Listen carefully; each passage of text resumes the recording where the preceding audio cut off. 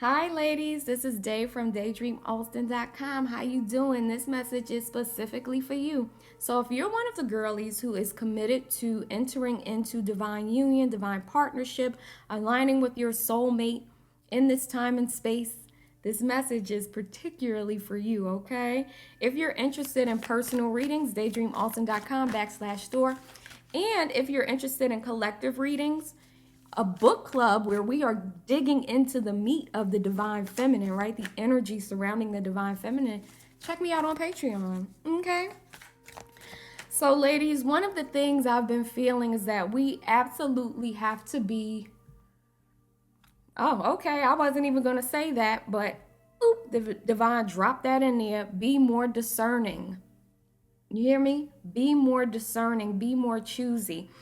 For those of you who want to enter into divine partnership, right, and not just some type of toxic situationship, that means really vetting your options, right? Taking time and looking at things clearly, not rushing, not jumping, and just going based on those more surface things that look good, how things look on paper, how the person looks, and things like that.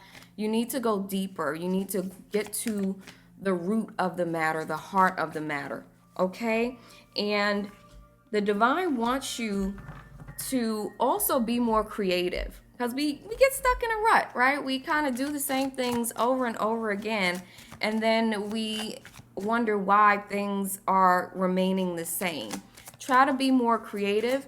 Some of you, the divine is saying, need to also, and this is for those of you who feel this, need to really consider polygamy. Like, what if you meet a guy who you really, really are feeling? And he's in a long-term relationship and him and his spouse are open to adding more wives, right? She's open to having a sister wife and he's open to having another spouse. If it's a mature relationship, can you work with that, right? If it's open and honest and you really are feeling this guy, can you work with that? Creativity, right? Because as we know, if you look at the numbers in terms of, particularly in the Black community, right? We have a lot of men that are not available based on certain factors. So what do we do in those situations? So, wow, these are some really serious cards. So these are I Ching cards. We got splitting apart and subordination, right? So splitting apart says things are deteriorating. There is no point in fighting it except what is happening with patience.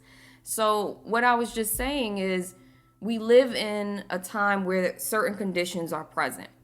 Now, I'm not saying that to make you feel like you can't have what you want. I am saying that because it's real, right? We just heard that the situation is deteriorating and we need to accept it and find ways to work through it, right? Trust the process, this card says. So what do we do? Like, how do we adapt to the way things are? We also have you are not in control. Wow, don't expect a lot right now. Stay focused on the big picture, be accommodating, and maintain your dignity. So that's just telling you that you need to be like, the I Ching is very straight to the point. Like, this kind of reminds me of the information we get from Ifa as well when you're, in the tradition. But it's telling you like, okay, things are not ideal in this area. You're going to have to work with the energy. What are you going to do? Right? So that means being innovative, being creative in your process of aligning with your soulmate. And I know this sucks. Like, I know as a woman who's been out here, who's been on the dating scene for years, that it's not always fun. You can get jaded. You can start just thinking love is shit. And I don't want it. I choose not to think like that. I don't want to be in these really divisive energies where I'm looking at men like something's wrong with them. And that's all bull crap. Like, we can align with good people, but sometimes we have to think outside of the box, right? So let's look at some more. For some of you, there are etheric cords, right? Or soul ties, as some would call them, that you have to past situations, situationships, and people that you haven't been able to let go of.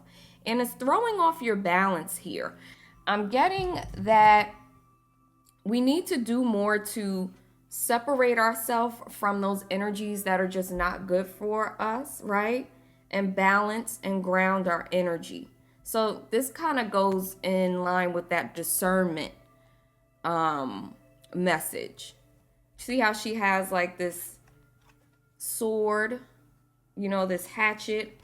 She's ready to cut things off. It's time to clear energetic cords that are binding you to past people. For some of you, you can do this simply by grounding activities, spending time in nature, maybe even at night, being barefoot. But there's something about clearing old cords, okay? There's a need to be more authentic, raw, and real about what you're looking for. I was watching this video or came across something quickly recently where this woman who talks about relationships, right? She was saying that women need to, from the jump, express if they are looking for marriage or just to have fun. Like, what are your intentions? She put it out there.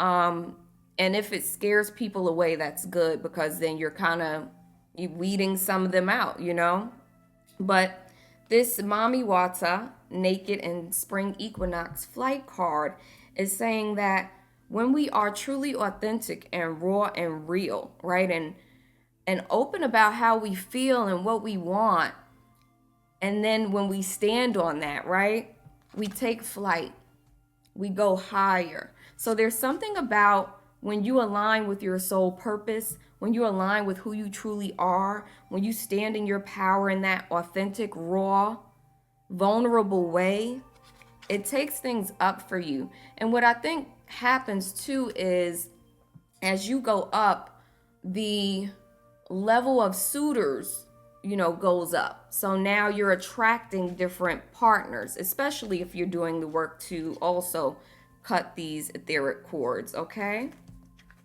Last message. Yummy. Sacred lust, Quetesh, and potency. There is great power in your sensuality, in your sexuality, in your power as a woman.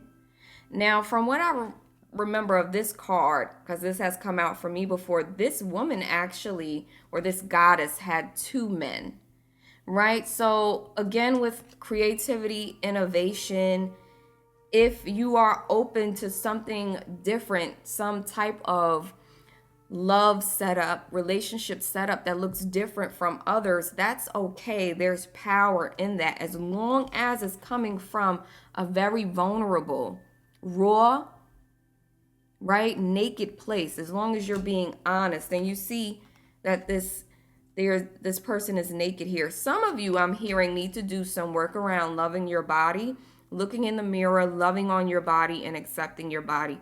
There's great potency, power in your sensuality and your sexuality, and there's a need to embrace it. Don't push it away because you've been taught that your sexuality is bad. It's time to step into the fullness of your being and your power.